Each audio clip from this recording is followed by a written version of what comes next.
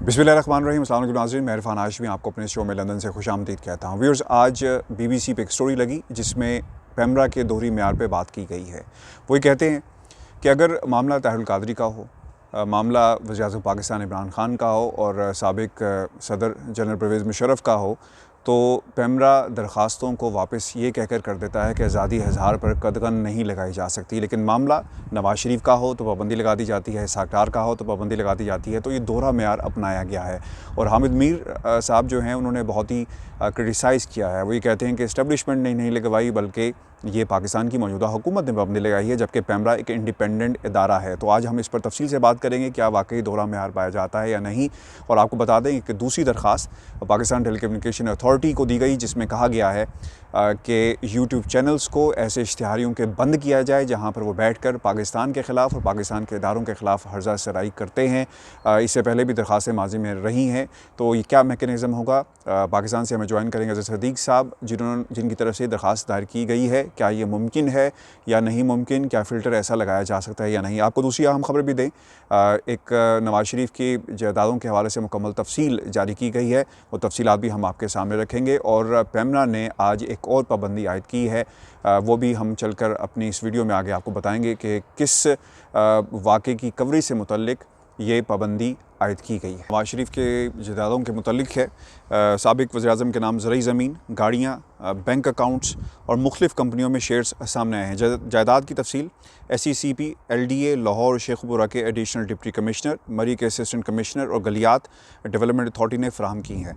मोहम्मद बख्श textile mills में नवाज़ शरीफ के 4,67,950 shares, Nawaz Sharif के हदैबिया पेपर मिल्स में 3,43,425 शेयर्स, हुदैबिया इंजीनियरिंग कंपनी में 22,213 और इत्तफाक टेक्सटाइल मिल्स में नवाज़ शरीफ के 48,606 शेयर्स के मालिक वो सामने आए हैं। और आपको बता दें कि नवाज़ शरीफ के मुख्तलिफ निजी बैंकों में 3 गैर मुल्की करेंसी और 5 दीगर अकाउंट्स, 5 बैंक अकाउंट्स में नवाज़ शरीफ के 6,12,000 रुपये मौजूद हैं, जबकि गैर मुल्की करेंसी वाले अकाउंट्स में 566 यूरो, 698 अमरीकी डॉलर्स और 498 बरतानवी पाउंड्स की रकम की तस्दीक की गई है।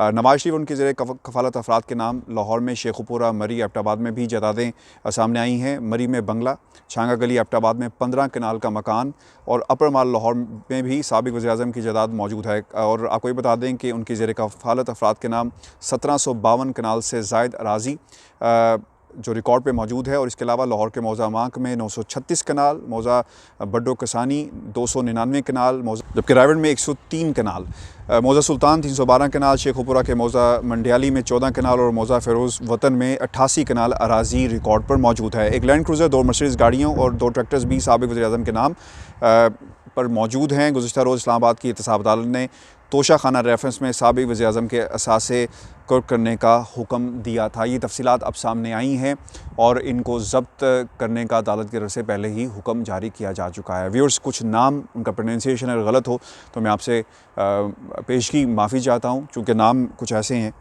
जो मुख्तलिफ़ मौज़ों के अंदर हैं। लाहौर के मुख्तलिफ़ पुराने इलाके हैं जिनका प्रोनाउंसिएशन ऑब्वियसली मुश्किल है, तो उसके लिए आपसे माज़रत चाहते हैं। लेकिन ये तफसीलात हैं जो अब सामने आई हैं नवाज़ शरीफ की जायदादों के हवाले से। एवन फील्ड में जो जायदादें बनाई गई, बरतानिया में जो जायदादें बनाई गई, और मैं आपको बताऊं कि कल मैं कुछ रिपोर्ट्स देख रहा था जो इंशाल्लाह आपके सामने हम रखेंगे कि नवाज़ शरीफ के सऊदी अरब में किस किस्म के बिजनेसेस थे, उस पर भी हम एक तफसीली रिपोर्ट आपके सामने रखेंगे।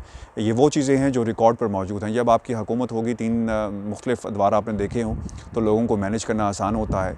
आपके अकाउंट्स में कितना पैसा है कौम ने आज देख लिया, कितना लूटा गया, कितना बाहर भेजा गया, ये भी कौम ने देखा। व्यूअर्स, अब रुख करेंगे पाकिस्तान का, जहाँ पे हमें ज्वाइन करें अज़र सदीक़ साहब। इस पूरे मामले पे हम उनके सामने कुछ सवालात रखेंगे और जानने की कोशिश करेंगे कि क्या वाकई पेमरा का दोहरा मेयार है या नहीं। और आपको बता दें कि मोटरवे ज़्यादती केस की कवरेज पर भी पाबंदी आयद कर दी गई है। क्या ये पाबंदी सही है या नहीं, इस पर भी हम अज़र सदीक़ साहब से उनका मौक़िफ़ जानेंगे।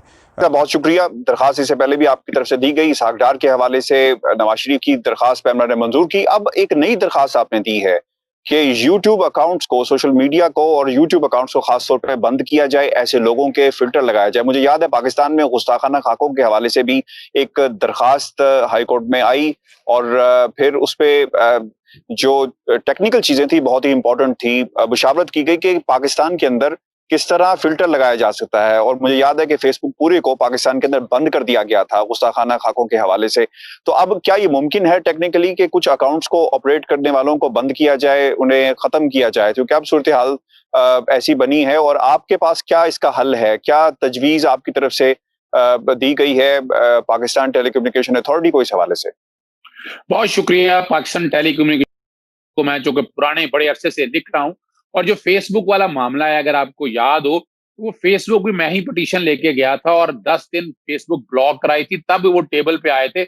हमारा सिर्फ, हम ये नहीं कि हम फ्रीडम ऑफ इंफॉर्मेशन के, हम बात कर रहे हैं रेगुलेट करने की, यानी डेफेमेशन ऑन कॉम्बैटिंग रिलीजन। इतने कन्वेंशन मौजूद हैं, मगर उस पर अमल दरामद मुसलमानों की हद तक नहीं हो रहा था।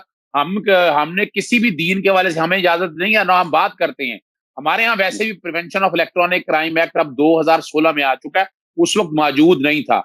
और पीटीए जो कि बहुत कमजोर है, हमने जब फिल्टर लगाने की बात की कि फिल्टर लगा के अब चीज वही आए जो आ सके, इंडिविजुअल अकाउंट्स को बंद करना। हर कोई नया अकाउंट लगाकर वीपीएन लगा देता है और उससे फिर वो अकाउंट एक्सेस हो जाता है। तो उस वक्त कार्रवाई करके बाकायदा यहाँ कमेटियां तश्कील दी गई थी अपना पीटीए के अंदर, और वो अपने तौर पर काम कर रहे हैं। इस तरह पॉर्न साइट्स के हवाले से भी ये फैसला आया था। यहाँ जहां करने का मकसद सिर्फ इतना है, बड़ा सिंपल सा है, वो मैं हेट स्पीच का कॉन्सेप्ट सामने रख रहा हूं कि पूरी दुनिया के अंदर हेट स्पीच की इजाजत नहीं दी जा सकती। नवाज शरीफ जिस तरह का वैनम, जिस तरह की जुबान इस्तेमाल कर रहे हैं, वो वाजे तौर पर हेट स्पीच के अंदर आ रहा है, और हेट स्पीच की इजाजत पूरी दुनिया में नहीं है। मैंने ऐसी को अनोखी बात नहीं कर, हमारे कवानीन के तहत भी, prevention of electronic crime act के तहत भी, ताजीरात पाकिस्तान के तहत भी, और कई और कवानीन जो इससे रिलेट करते हैं उनके तहत भी, और यही दरखास्त पीटीए को दी है कि ये जो यूट्यूब चैनल या सोशल मीडिया पे हमारा स्टेट के अगेंस्ट बातें हो रही हैं, अदलिया के अगेंस्ट बातें हो रही हैं, और कोई प्रोक्लेम्ड ऑफेंडर है जो इश्तिहारी है, जो अदालतों में पेश नहीं होता, वो किस कैपेसिटी में इस तरह की तकारीर कर सकता है, इस हवाले से बड़ा वाजे तौर पर और क्लियरली इन चीजों को वो सामने रखा है।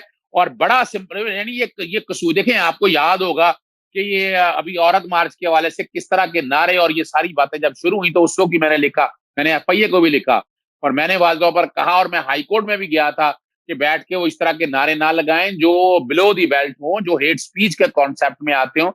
अच्छा। उन्हीं दिनों अगेंस्ट हार्म ऑनलाइन रूल्स 2020 आए थे। बिल्कुल, मैं आपकी बात को यहाँ पे काट रहा हूँ। एक खबर ये भी है कि मोटरवे पे जो रेप केस हुआ, उस पर भी पाबंदी, यानी उसकी कवरेज पे पैमरा ने पाबंदी आयद कर दी है। अब उसको प्रमोट नहीं किया जाएगा, किसी किस्म का तज्जिया, किसी किस्म की खबर कोई भी टीवी चैनल नहीं देगा। समझ में आता है, हमने उस वक्त भी ये सवाल उठाया था कि हर सहाफ़ी इस वक्त अपने तौर पे इन्वेस्टिगेशन कर रहा है, मुतज़ाद इत्तलात सामने आ रही हैं। यही वजह है कि अब तक इस केस को मंतकी इंजाम तक नहीं पहुंचाया जा सकता। तो ये पहली कहीं ना कहीं पे फिल्टर लगना जरूरी है, पैमरा को अपना किरदार अदा करना जरूरी है। जहां पे नफरत फैले, जहां पर मुजरिम जो उसे इंसाफ के कटहरे में ना लाया जा सके, वहां पर पैमरा को अपना किरदार अदा करना चाहिए। और ये जो मोटरवे केस है, इस पर भी कवरेज पाबंदी लगा दी गई है। अच्छा इरफान, देखें ये बड़ी जरूरी है। मिसाल के तौर पर इसमें एक बच्ची का, एक औरत का मसला है, उसके कॉन्टेक्स्ट में रोजाना टीवी चैनल्स पे बात हो रही है। आप जरा सोचे, मॉडेस्टी ऑफ ए वुमेन की बात है, हम बड़ी हम्म। बात करते हैं। आर्टिकल 9 और आर्टिकल 14 क्वालिटी ऑफ लाइफ के देखें ना, ये फंडामेंटल राइट्स हैं। अगर आप आर्टिकल 19 में देखें, decency, morality and incitement of an offence. अब दूसरी तरफ आप ट्रेन भी तो कर रहे हैं ना कि दूसरा मुजरिम इस तरह का करे और छुप के बैठ जाए, आगे हो जाए, पीछे हो जाए, वो एक अलग बात है। और ये हमें हमें देखें, हमें लिमिट्स जो लिखी है ना आर्टिकल 19 ने, उस लिमिट्स पे एनफोर्समेंट की बात कर रहे हैं। जिसका दिल चाहे जो मर्जी कहना ना शुरू कर दे। अब गुल बुखारी साहबा को देख लें, आप उनके ट्वीट देखिए जरा, आप परेशान हो बैठ के, और वो इंग्लिश में करती नहीं है, इंग्लिश में फौरन रिपोर्ट हो जाता है, वो उर्दू में लिखती हैं। और ये सारा काम तो हमारे यहाँ पीटीए का है कि पीटीए ने इन चीजों को बैठ कर देखना है, एफआईए ने किरदार अदा करना है। एफआईए जो कि नवाज शरीफ साहब के दौर से मैं उसको भी बड़ा करता रहा हूँ, उन्होंने बंदे ही ऐसे बिठाए थे, जैसे कैमरा में अफसार आलम ने बिठाया था कि अपनी जो बात करनी है, जिस तरह उसको अफसार आलम क्या हो गया, मैंने पिटीशन फाइल की थी और अफसार आलम को रिमूव कराया था। और ये सारी रिकॉर्ड की चीजें हैं। मेरा हमारा सिर्फ कंसर्न है रेगुलेट करना, कि आप चीजों को रेगुलेट करें, दिखाएं, उतना दिखाएं जितना आइन और कानून और दीन देता है इजाजत, उससे बिल्कुल आगे सही है। आप जा नहीं सकते। एक बहस हो रही है पाकिस्तान इलेक्ट्रॉनिक मीडिया की के हवाले से, पैमरा के हवाले से। वो ये कहते हैं कि दोहरा मेयार पाया जा रहा है। बीबीसी की खबर है, अपना अजहर सईद साहब वो ये कहते हैं कि आपने वज़ीर ख़ज़ाना इसहाक डार से मुतल्लिक जारी किए एक ऑर्डर में उसका भी हवाला उन्होंने अपनी इस खबर में दिया है। इसके अलावा नवाज शरीफ का हवाला दिया है। लेकिन वो ये कहते हैं कि जब यही बात आप फौजी सदर परवेज मुशर्रफ की करते हैं, पाकिस्तानी अवामी तहरीक के सरबराह डॉक्टर ताहिरुल कादरी की करते हैं, वज़ीर-ए-आज़म इमरान खान की तकारीर दिखाने पर पाबंदी आयद करने की बात करते हैं, जो इससे पहले भी कहा गया था, तो उस वक्त उन्हें जवाब मिला कि जो आज़ादी इज़हार राय पर कदगन नहीं लगाई जा सकती, चूंकि ऐसा करना आइन के खिलाफ है। किस तरह मुख्तलिफ हैं वो इकदाम और ये इकदाम, चूंकि इसे कंपेयर किया जा रहा है। हामिद मीर साहब ने बड़ा इसे क्रिटिसाइज किया है और वो ये कहते हैं कि ये पाकिस्तान की एस्टेब्लिशमेंट नहीं बल्कि मौजूदा हुकूमत ने ये पाबंदी लगवाई है। और वो ये भी कहते हैं कि हिज़्ब मुखालिफ की जमातों की ऑल पार्टीज कॉन्फ्रेंस हुई थी, इससे पहले वफाकी वज़रा बराए इत्तलात शिबली फराज का बयान भी सामने आया, क्योंकि साबिक वज़ीर आज़म को मुख्तलिफ अदालतों ने इश्तिहारी करार दिया है, इसलिए जो टीवी चैनल उनकी तकरीर नशर करेगा उसके खिलाफ कार्रवाई अमल में लाई जाएगी। तो ये एक कंपैरेटिव एनालिसिस किया गया है बाज जो डेमोक्रेसी के चैंपियंस हैं, जो सहाफत के चैंपियंस बनते हैं उनकी तरफ से। तो आपकी क्या राय है, क्या ये दोहरा म्यार है पाकिस्तान रेगुलेटरी अथॉरिटी का, पैमरा का? इरफान, बहुत शुक्रिया आपको। अब आपके पास हामिद मीर साहब को बड़े, अब ट्विटर पे देख लीजिएगा, बड़े जबरदस्त जवाब दिए गए हैं उसके ऊपर। उनसे पूछा गया है कि जो इनामुर रहमान एडवोकेट ने दरखास्त दी थी, जब दरखास्त गुजार को बुलाया गया वो पहुंचे और उन्होंने किसी जगह भी प्रोक्लेम्ड ऑफेंडर और इस हवाले से केसला के ऊपर रिलाई ही नहीं किया। और यहाँ या तो आपने दरखास्तें दी और इस कॉन्टेक्स्ट में दी और इस इश्तिहारी के कॉन्टेक्स्ट में दी हो।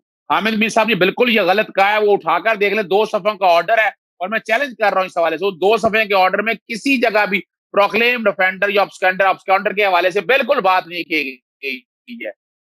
अब मैं बड़ा सिंपल बताऊं, मैंने जब दरखास्त दी, मैंने केस ला दिया, मटीरियल दिया, कॉन्स्टिट्यूशनल लिमिट्स दी, फौजदारी कानून का हवाला मैंने देकर 2019 सुप्रीम कोर्ट 1 या जब अदालतों के बारे में बात करते हैं वो दी, पीएलडी 2016 सुप्रीम कोर्ट 398 जो Sindh high court, Karachi high court का फैसला है कि प्रोक्लेमेट ऑफेंडर को ग्लोरी वैली, एक बंदा मुजरिम है, मुलजम है, भागा हुआ है, भगौड़ा हुआ है निजाम के साथ, और उसको इजाजत दे दी जाए ग्लोरीफाई करने की कि वो आगे चीजों को इंसाइटमेंट ऑफ ऑफेंस की इजाजत दे दी जाए। ये आईने आर्टिकल, ये दोहरा म्यार की बिल्कुल बात नहीं है।